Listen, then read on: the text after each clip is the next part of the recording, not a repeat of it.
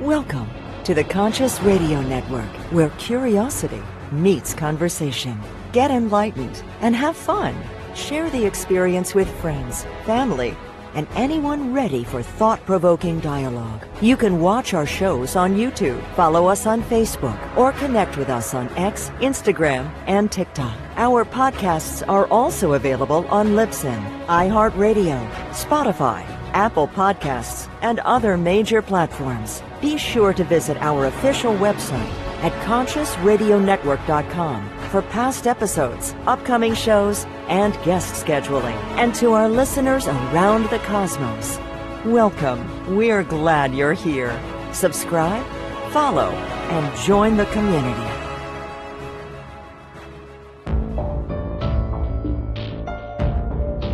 This is the Conscious Radio Network.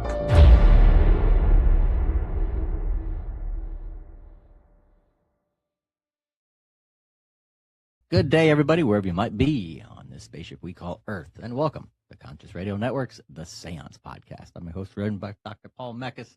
This is your first time tuning in. Please click like, subscribe, comment, and also don't forget to share wherever you listen to your podcast. Today, we're going to explore a subject that challenges how we understand healing itself, past life regression. Joining us is clinical hypnotherapist Greg Meriwether, whose work helps people uncover the emotional and spiritual roots of trauma that doesn't begin in this lifetime. If you've ever felt stuck, burdened by patterns you can't explain, or curious about the soul's journey between lives, this may change how you see healing altogether. Let's welcome to the Séance, Greg Meriwether. Welcome, brother. Dr. Paul, thank you. That was a great introduction. I think I might use that as my alarm waking up in the morning. There you go. Yeah. Also depends on how early you wake up. I wake up before the sun rises, so it's a little bit of a forceful fight. Yeah, I get that. So, how long have you been in this practice? In terms of being a clinical hypnotherapist, I've been doing this about 10 years, although in terms of doing the work myself, the reason I actually got into hypnotherapy is because it ended up helping me with two aspects of my life that were important. One was the anxiety and depression I was struggling with ever since I was a teenager, and just issues in my life growing up. And this is 1980s. I graduated high school in 1985. There's no internet. There's certainly people were talking about depression. That conversation didn't really open up until Prozac and things came out in the late 1990s.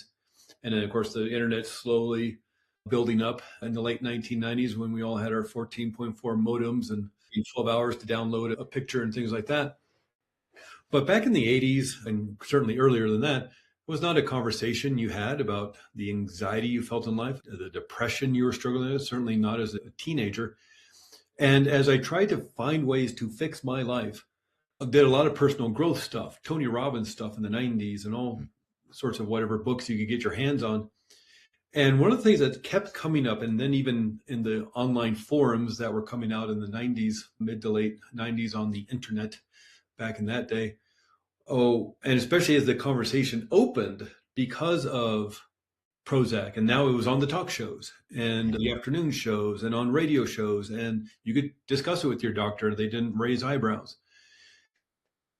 One of the things that kept coming up in terms of how to turn your life around and how to change your life was hypnotherapy. So somebody would have an article or a blog post or be giving a talk or something and say, here's 5 ways you can help change your life. Here's 5 ways to help boost your confidence, to deal with the hurt and the pain you may have dealt with. 4 of them would always be different, but one was always the same. It was always hypnotherapy. They always discussed hypnotherapy. And so and this is back in the day, you had to have the yellow pages to find somebody like a talk therapist or even a hypnotherapist. As the internet was getting out there in the early 2000s, people were putting their practices, at least announcing their practices online. And it was a little easier to find a hypnotherapist. And I started working with that, doing that deep healing work of the subconscious mind. And that's what's powerful about this work. And there's a whole nother conversation, maybe somewhere down the line, about hypnosis. It's not mind control. It's not taking back control. It's just a relaxed state of mind and body when you literally, the biology of it is moving out of this conscious awareness of the beta brainwave state, literally how fast your brain is operating at 18, 20 cycles per second, slowing it down like you're bored back in high school math class or watching a TV show or something, getting lost in a good book. If you ever had that experience of driving home and you're thinking about work or the meeting tomorrow or got people coming over on the weekend, and all of a sudden you find yourself in your driveway and you missed the last 5 blocks and your subconscious mind took over. Just like it knows how to tie your shoes and walk down the street and not fall off a bicycle and all that stuff. It knows how to drive home because you've driven home probably thousands of times if you've lived there several years, 365 days a year, certainly. So it knows how to drive home. So your conscious awareness drifted off, just like that boring meeting at work back in high school, the boring TV show you're watching, and your mind drifts off. That's what we want in hypnosis and hypnotherapy, the mind to drift off so we can create healing work, maybe metaphoric, symbolic work of going down the staircase to the basement of the healing subconscious mind. That's this kind of language. So it's not control. It's not getting you like Jason Bourne to assassinate a prime minister or anything. It's about using your own ability to heal yourself. Because I don't heal anybody. I don't fix anybody. You do it yourself. I'm there to guide, to help, to lifeguard, to use my training to help release trauma that you may be holding on to for protection. I was doing that work. And another aspect of my life that's very important for me was the spiritual part of me. I grew up in the Episcopal Church, as Catholicism light, if you're unaware, but it has the robes and the candles and the Eucharist. And I like that ceremonial ritual aspect of it, even as a kid. I also went to a Baptist school from 6th grade to 12th grade. So religion was a huge part of my life. And I guess I connected those mountaintop highs when you're feeling blissful and happy to a spiritual, because that was my entire life, school, after school, youth groups and just stuff to do when you're a kid, all centered around church and my friends in church. And so whenever I felt good, I had those blissful experiences, I related it, linked it to religion or spiritual experience. So I was craving spiritual experiences to make myself feel better because I was struggling with depression.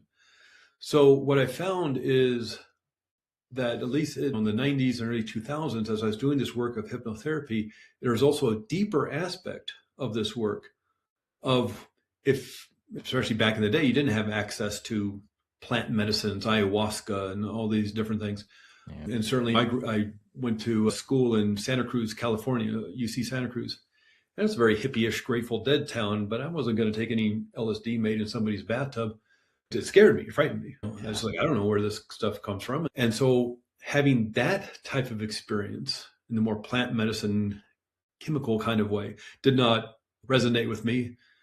But this was a way, using the power of my own higher self and my own subconscious mind, superconscious level of mind, to access those states of spirituality. So it fit both of these aspects of my life to the point where after doing my own healing, researching more, I pivoted later in life and thought, I want to do this work and I want to help people with it. And it got to the point where I was so interested in the more spiritual side of things, whether past life regression or moving into that soul world, that soul state of just being pure soul, being pure spirit, like Michael Newton talks about in his books, Journey of Souls and Destiny of Souls, I sought out training to do this deeper healing work through the mechanism and techniques of hypnotherapy, but to allow people to access their own healing and their own ability to build the wellness and the health and the spirituality that they're looking for. Yeah. That's incredible too, to where how you got into this is you were battling your own demons. You had your own skeletons in the closet and you were like, how? And to be a practitioner that goes through that themselves is a much more powerful and giving practitioner back to their clients because they know what their clients are going through. Yeah. And I think it's one, I have a healthy skepticism of this. And I think that brings a truthfulness to the work I do. I live in Flagstaff, Arizona. We're right next door to Sedona, Arizona. People know that place. It's a kind of a mecca of a vortex energy site of new age and woo-woo news. And I like the woo, I do. But there's also a sense of not being genuine sometimes in that town. And what was difficult is having this spotlight of Sedona right next to this town where I'm jumping up and down saying, but yeah, also I do the spiritual work too.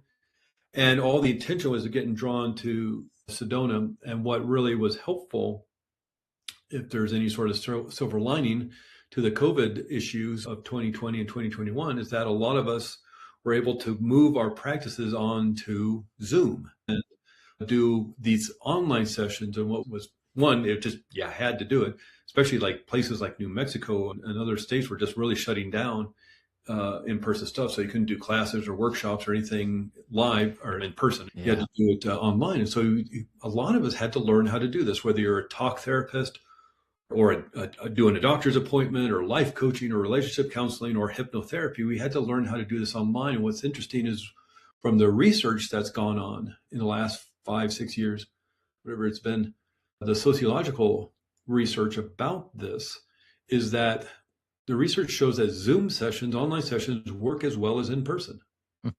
And there's even been research that shows that Zoom sessions work better than in person. And that's because people feel comfortable and relaxed in their homes, feel safe in their homes. And if you live in a big town like Phoenix, Arizona, or San Diego, or Los Angeles, or New York, or Chicago, wherever, London, Tokyo, you don't have to get across town on a Friday afternoon during rush hour traffic to try and make your appointment on time. And then when you're done, you're relaxed in your home, in your sweats, in your jammies, and you're ready to just relax into the healing or the information you received. Start journaling at home with your cup of tea. You're already there. Now it's fun to, of course, to see people in person and do workshops and retreats and things like that. But there's this potential of deep healing work with somebody you resonate with, even though they may not live in the same town as you. And that allowed me to step away from the spotlight of Sedona, because I love Sedona. One of the reasons I moved here to this beautiful mountain town of Flagstaff is that it was so close to Sedona and the beautiful red rocks and the energy of that town. There's certainly something about that town that's extraordinary. But again, it also attracts some of the disingenuousness of that work. And I don't want to like disparaging or anything like that, but there's certainly, I think people know what I'm talking about. And that makes me skeptical of it as well. When I see some of that stuff, or I hear people's stories about working with people or things like that. And what I found fascinating about this work is I'm not a medium. I'm not a psychic. I know you've talked about Akashic records in past episodes and these ideas of connecting, whether you're going to a psychic or a medium. It's not that I disbelieve that. I think there's people who are very skilled who have whatever. There's some people who are extraordinarily talented on the cello or martial arts or acting or whatever. How do you explain a Meryl Streep or a Bruce Lee or a Yo-Yo Ma on the cello? And I think there's people who have, I can certainly read about them in history, but extraordinary spiritual gifts and talents. And Edgar Cayce and other people who just, scratch your heads like, I don't know. How do you explain some of the things around Edgar Cayce and the things he predicted or saw in the future? And while I have a deep skepticism, there's also that X-Files part of me that I want to believe. Yeah. And I look for the truth of it. And that's part of the book I wrote, was more about the science behind it. I find people's stories fascinating. I think between Brian Weiss and Dolores Cannon and Michael Newton and a lot of the other books, the stories have been told and are fascinating and interesting. And I was more interested for my own self, the curiosity behind what is going on in the brain, what's going on in the body. Is there any research out there? And so the book looks at computer simulation theory and the multiverse and holographic universe theories of reality, as well as consciousness being non-local, meaning it's not imprisoned within the skull of ours, but a lot of that research coming from the remote viewing research done by the government in Stanford. They say they shut it down in the early 90s out through Freedom of Information Act. They got real embarrassed by it all. But I'm guessing if it worked, and they have 20 years, 25 years of showing that it worked and millions of dollars, they wouldn't have, if it didn't work, they would have spent 6 months and $500 on it. And let's do something else. These are military guys. These are CIA. They have no time. And so they'll find something else. But it was working. And there's a lot of great stories and books about remote viewing. as well as a big, huge chapter in my own book, but showing that consciousness can not only move around location, so you could potentially view underground bunkers and troop movements, because they were trying to weaponize psychic ability, as potentially the Soviet Union was doing in the early 70s. The desks in the Pentagon and what the war plans were. What an extraordinary thing to have an advantage of before the war even started. And so the Soviet Union seemed to be weaponizing psychic ability. Certainly CIA wanted in on that. And what they proved is not only can you move consciousness around location to the other side of the world, underground, but also move forward and backwards in time. And that's an extraordinary thing for the government to have accidentally or on purpose proven. And so that leads to, okay, how does that help us with issues of Akashic records or past life regression?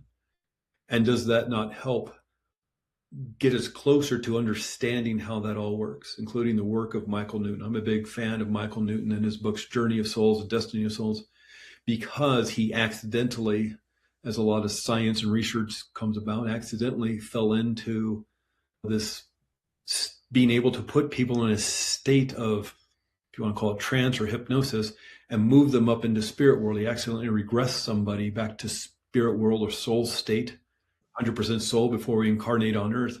He was trying to regress somebody back in 1969 to a childhood issue to relieve trauma and some hurt and pain, and using some hypnotherapy to move someone backwards, a memory, maybe a lost memory of childhood trauma, in order to help relieve that hurt and pain. The guy kept going. And he went past childhood, went past being a newborn, went past being in utero, and he went up to being in the soul world. And he did his great healing work there. Wow. And Michael Newton was just stunned. He's a psychotherapist and a left brain kind of doctor psychotherapist. Like, this is extraordinary that he did such deep healing work, wondering if he could help other people into the state, because it was accidental. He just fell ass backwards into the pool. Could I do this on purpose and help other people? And so he started working with people, seeing if there's a protocol that could be developed to help people in the state, and could they also experience this soul state. And what he found working with people in the 70s was not only could he help people do that, accomplish that, but these people, and there's no internet, this is 1970s. It's not they had cell phones or texting people or WhatsApp or anything like that. They know each other. They're from different walks of life, from around the country, probably around the world in some cases, different walks of life, different life experiences. They kept having similar experiences to each other. And so then he started researching this. How are people having similar experiences to the soul state? Doesn't make any sense. Everybody should be having different experiences. If it's a more symbolic, metaphoric healing or visualization of the subconscious mind, but they kept having the similar experience to each other. And so he spent all the 70s, all of the 80s, 20 years researching this. Then he wrote his book, The Journey of Souls, describing people's experience, describing the state that they could move into. Spent another 10 years doing more research, thousands of people, again, 365 days a year. Yeah. Thousands of people over 30 years, tens of thousands of people potentially.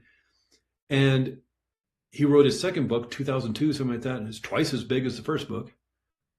And it describes people's similar experiences. This is 30 years of research with thousands of people. This is, I love Brian Weiss, but he usually just talks about one person or a couple of people in his books. Dolores Cannon, the same. Yeah. This is the work of thousands of people. And the Michael Newton Institute, he passed away in 2011.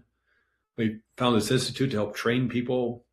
And this is kind of the work I focus on, the Michael Newton protocols. They still releasing research. They released a book a couple years ago, Wisdom of the Soul. So they're still doing this work 60 years later or 55 years later. Yeah. They're still doing this work. And so what I find fascinating when you start compiling all this stuff, and which is what I want to do in my book, and more for my own sake, again, I want to believe, but I need that evidence in front of me. I want so badly for Bigfoot to be real. I do. Right. I really do. I read all the texts back in the 70s. In Search of with Leonard Nimoy was my favorite show. Oh, yes. I still see episodes of that. Yeah. Yep. It was an extraordinarily fun show. Yeah. I want Noah's Ark to be on over there in Turkey on the mountain. Yeah. But I have a hard time believing it. Mm-hmm. So I want that evidence. But I want something more than a footprint in plaster. I want the video footage. I want the carcass. I wanted to be able to believe in it. And what I wanted with this book around past life regression, what is the evidence around it? As much as I can help people with this, is this a metaphoric, symbolic healing of the subconscious mind using metaphor and symbolism and imagination like Freud talked about and Carl Jung and Milton Erickson? Or is this real? Is this happening for people? Is there any evidence to prove it? And in between remote viewing, between looking at aspects of people way smarter than me, talking about computer simulation theory and holographic universe and the multiverse and time and consciousness, and just seeing the extraordinary healing people accomplish, I think by the end of the research I did and the book I put out, I was like, yeah, I believe it's true. It's one of those things of Holmes. Yeah. That saying he has of you eliminate the impossible, whatever's left over, however improbable, is the answer. And I think when you start eliminating, well, it can't really be this, can't really be that. And even Brian Weiss, many people will know about him with his book about past life regression called Many Lives, Many Masters. Yep. That came out in 1988. That all comes from work he did with one patient in 1980. And Brian Weiss is a left brain analytical academic. That's his words, how he describes himself. He has a chemistry degree from Columbia. He has a medical degree from Yale. He's a very smart person. He did a lot of work with Alzheimer's in the early years, writing lots of papers, chapters, and academic research books.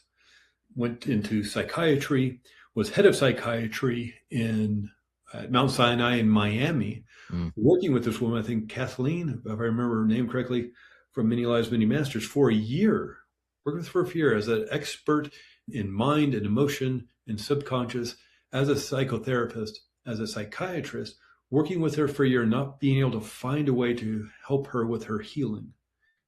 Wanting to regress, once again, there's a familiar story, moving her back to childhood to help maybe relieve the trauma she was experiencing. She kept going. And she went all the way back to a past life memory of being back in Egypt, if I remember correctly. And she did great healing there. And they did it a few more times because she created healing. And Brian Weiss's first impression was, this is symbolic healing. Subconscious minds creating, a la Sigmund Freud, Carl Jung, Milton Erickson. Symbolic healing through metaphor to finally create the healing she was looking for. But she was doing such extraordinarily detailed traumatic or trauma healing and coming up with extraordinarily detailed information about that time period back in Egypt in whatever it was, 500 BC, information that she could not have gotten on her own. Our internet back in 1980 was the Encyclopedia Britannica. Yeah. 34 volumes of A to Z. That's all the information in the world. My God, that was so much information. Can you imagine reading the Encyclopedia Britannica? That was insane. That was our information. But she was getting PhD level information about Egypt that only an archaeologist or an Egyptologist would know. Brian Weiss, having been a graduate of Yale, had access to people in that field and would ask them, is this true? Is this true? Is this true? And she nailed all of it in terms of the information she was getting. She should not have known unless she spent 10 years studying it. She was also getting information from Brian Weiss's personal life, information about a child dying when the child was like 1 year old. No obituaries, no information about this. A few family members, a few medical staff knew about this. And even if she was stalking him, like as one might be able to in 1980, she certainly could not have gotten that information. Again, no internet, no way to access this extraordinarily private information. And so finally, Brian Weiss, as a left brain academic and analytical person, came to the conclusion that the only way all of this together could be happening is if she's experiencing real past lives or a past life.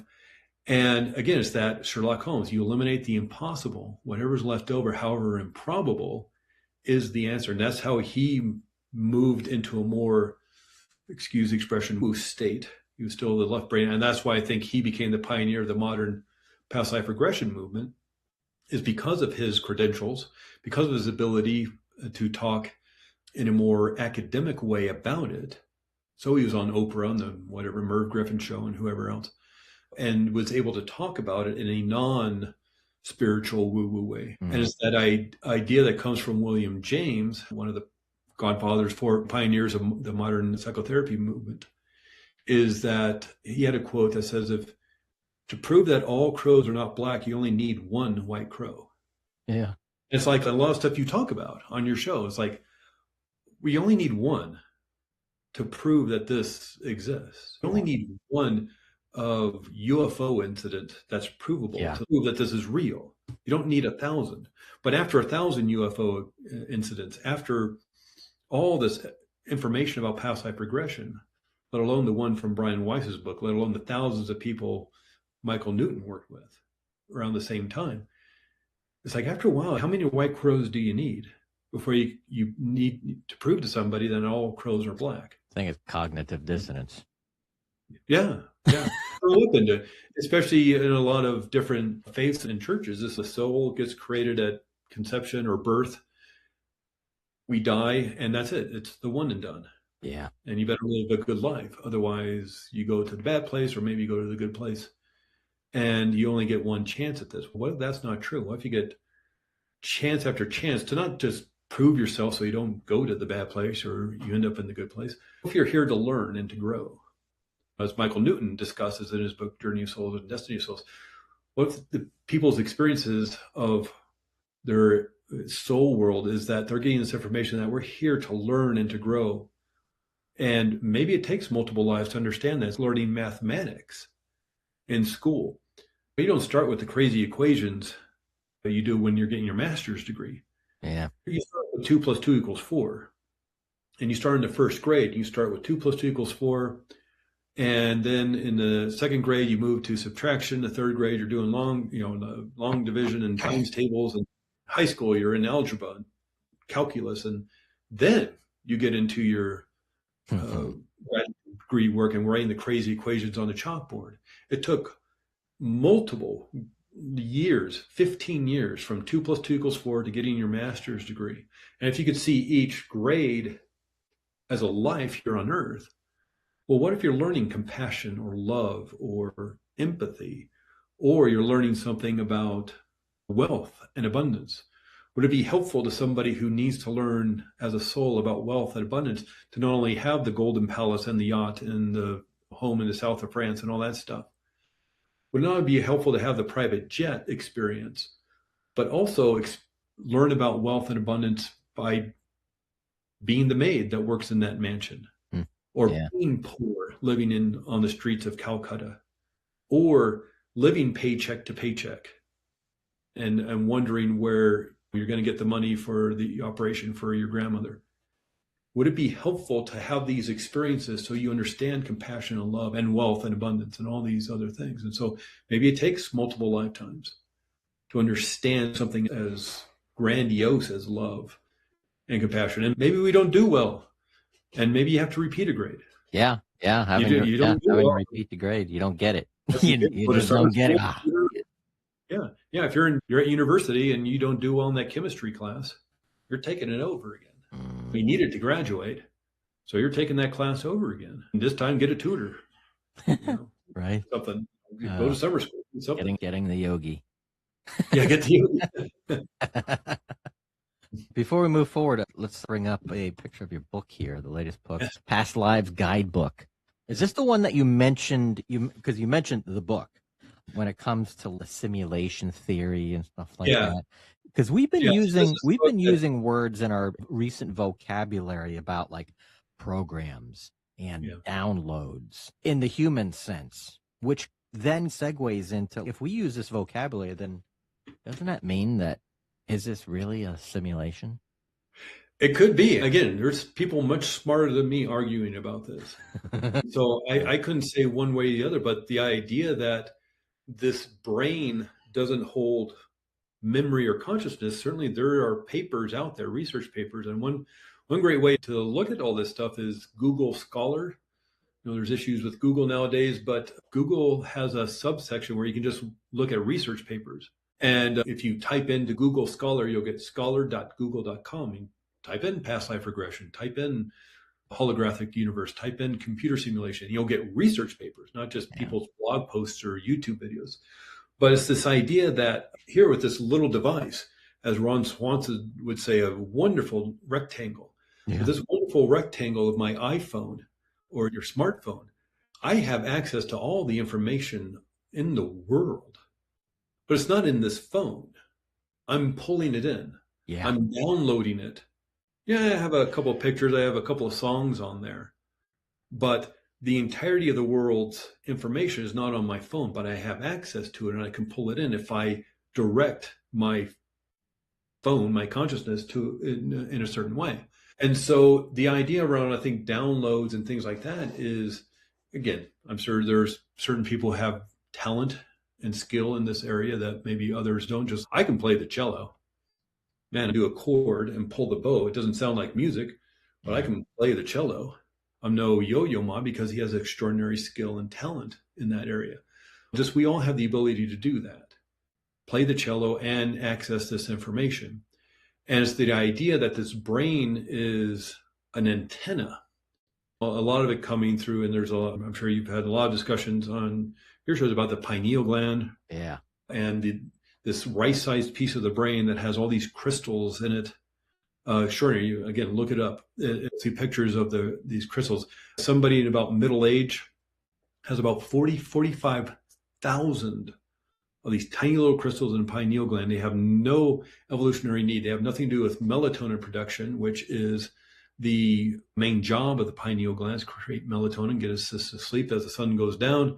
Cortisol levels go down, melatonin production goes up. As the sun rises, we cease melatonin production and cortisol levels go back up, so you wake up.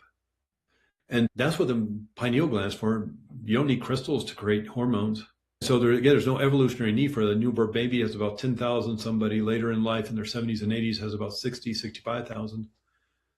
But what it does is, with like a lot of crystals, it conducts electricity. That's why they're in our watches and our phones and our electronic gear. Back in the day, we had our quartz crystal watches or quartz watches because there was a crystal in it that was charging the watch. Because when mechanical pressure is applied, you get this electromagnetic field. That's what happens within the brain. Dr. Joe Dispenza talks about it in his book, Being Supernatural, and talk about it in my book.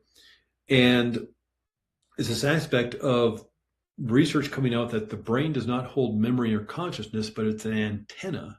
It's like an iPhone or a smartphone. It's pulling in information and transmitting information, maybe through aspects somewhat known and maybe mostly unknown about what the pineal gland is all about. But you see maybe those, it looks like a pine cone.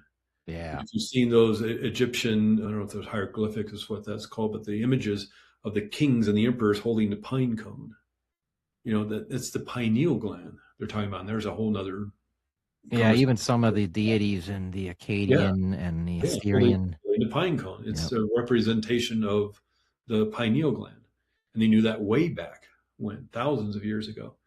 And this idea that the brain is a receiver and transmitter of information, downloading, it's, again, maybe something you've talked about in the past, but sudden Savant syndrome. It's that idea when it's very rare, but when someone gets conked on the head and they wake up from their being unconscious or from their coma and they have a skill they didn't have before. I forget the names of the guy. The guy dived into a shallow pool, hit his head, went unconscious, had to be revived and the whole thing. And afterwards, he could play the piano at a virtuosic level, new music, never played before, had no idea. The kid who got beamed in the head with the baseball and went unconscious and maybe coma even, comes out of it and he can speak Spanish fluently. Where does that come from? That doesn't make any sense whatsoever. No, it doesn't. And now this is, you all learn Spanish, go drive your car into a tree. Don't do that. Or don't have your friends start whacking golf balls at your head. I've heard the same thing happen. People get struck by lightning. Yeah. And then that's the idea. So then what is happening? Again, when you eliminate the impossible, whatever's left over, however improbable, is the answer. And so one idea behind this is it's like you're driving your car down a road and you got your radio on. Back in the olden days, the radio, so you had your volume on, you turn the tuner to the right station, to the right frequency to pull in that information through your antennas where it gets translated by the transducer into music or talk or whatever you're listening to on the radio. In a big city, there's 30 radio stations, maybe 50 of talk and sports and AM and FM and music and rock and jazz and classical. There's all sorts of different music and talk and sports. You don't hear all that at once. You tune into a specific station, bring in that information, and hear your radio station. Like driving down the road, you hit a pothole and the radio station moves over. Now you're hearing a totally different station. Someone gets bonked on the head in a certain way at a certain time in a certain place, and now they're pulling in new information. And then it comes to, we all thought that the point of practicing, whether you're practicing the piano or martial arts or dance or learning to walk as a kid or whatever it is, your golf swing, is that we're strengthening the neural pathways so they're stronger and faster. And so we get better, more skilled at this thing we want to do. What if building muscle memory, of course, muscles don't have memory, but that's what they call it, the muscle memory of Taekwondo or playing a musical instrument or walking down the street. Well, what's not building this quote unquote muscle memory? What if it's just creating a larger antenna? Yeah. And what if getting bonked on the head in a certain way, in a certain time, in a certain place, activates this antenna? So now you're pulling in musical ability that you didn't have before. So it has nothing to do with practicing it. It has to do with creating a larger antenna for that specific skill. And again, it's that thing of, to prove that all crows are not black, you only need one white crow. And so if this happened to somebody, that has to reformulate how we understand the brain. Because you just can't shrug it off. It's just magic and it's a miracle. It's not. It's just like it has to reformulate how we understand the brain. And where I think there's going to be a lot more things. Not like mankind is stumbling upon this by accident or rediscovering all of this technology and abilities. I think we're just going to be realizing, whoa, we have not given humanity enough credit there where it's supposed to be. We're much more powerful beings than we thought. Yeah, absolutely, 100%. Yeah. And I think this is where places like Sedona, and there's other places in the world where people gather and congregate because they feel an energy, whether it's Mount Shasta or somewhere else. Lots of places on this wonderful earth of ours. But I think that's where they get it right is, yes, there's some potential in us. Maybe there's certain energetic points around Earth, maybe in certain ley lines or latitudes and longitudes and things like that, where people feel that energy and they feel drawn to it so they can access higher points of ours. I also think that because of that, people are more inclined to want to scam people who are searching and they hurt and they're in pain, and maybe this could be the answer for them. And I think, of course, that's extraordinarily unfortunate, but I think you're right. We're extraordinarily more powerful than we can ever imagine. Yeah. Yeah. Before we move further, or before we wrap up the show, for those who are watching, they can see it scrolling on the bottom of the screen. But for those who are listening, where can people find you and what they can expect when they do go to your website? So the website is Sacred Mystery Hypnotherapy. And it's my site where I discuss more about doing past life regression, one-on-one, other aspects of spiritual hypnotherapy. I am a clinical hypnotherapist by training, meaning I've been trained with helping people with trauma, if they've experienced it recently or maybe a long time ago. If somebody's in their 80s, even if they experienced it as a little kid, 80 years ago, the subconscious mind has the ability to heal and release. And hypnotherapy is an extraordinary way of dealing with hurt and pain and trauma and anger, or building confidence in your life. So my foundation is clinical hypnotherapy, using your own powerful subconscious mind to create the healing you're looking for. The other aspect of that is going a bit deeper and doing the more spiritual work using these techniques, trauma reversals. So it's not unlike if somebody, maybe they're 70 years old and they've been holding on to that hurt and pain from childhood because maybe they grew up in a home that wasn't safe and there was abuse there, and they've held on to it for 70 some years. They're allowed to release and let it go. So again, extending that, making that a little bit bigger and going into the deep end of the pool. What have you been holding on to hurt and pain from other lives you've experienced as you go through the levels of becoming more loving and compassionate and caring as a soul? Well, that's the work we do at Sacred Mystery Hypnotherapy. And there's I'm happy to talk with people. If you want to talk over the phone, to chat about what you'd like to work on or more information about this, email or whatever questions you might have, I'm happy to answer them, and that's the place to find it all. Heck yeah. Do you see the mainstream medical profession, the legacy medical fields out there starting to recognize this a little bit more and going, hey, maybe check this out. Check that out. I think there are people who, with their open minds, do. Certainly, Brian Weiss is a great example. I think he had a comfortable living as head of psychiatry, Mount Sinai. The last thing he needed to do was put himself on the line and say, I'm going woo, because I see a lot of money. He took a huge risk, but he saw through the scientific lens that he was brought up in that there is something here, and he felt as a risk to himself personally and professionally that he wanted to get it out there because there's something interesting and strange going on with this. Yeah. And so I think there's people out there, certainly on a more academic level, who are interested. Certainly all the researchers, a part of the remote viewing experiments, that was strange and weird and different. And yet they're willing, because they're researchers and scientists, they wanted answers. Yeah. And again, whether we can have a wonderful conversation over a cup of coffee about whether this is the holographic universe, a computer simulation, or a multiverse, or any other theory like that. Maybe we get the answers in a few years. Maybe it's just something we're unable to attain with the technology we have in terms of researching that stuff. I think there are people out there who find it fascinating, and there's something there to look at. Yeah. They're the researchers. They're going to find out for us. Yeah. Lovely. Yeah. Craig, I appreciate your time. I appreciate it. Yeah. Thank you for having me on your show. I love this subject, and I love that you're putting this out there. Again, not in a kind of a disingenuous way, but wanting to discuss this and on a level that this is important stuff. And there's something going on, and maybe we understand some of it, maybe we don't, but it needs to be discussed. And I appreciate you doing it on a level that's professional and scientific and research-based, and having the guests you have on. It's really fascinating.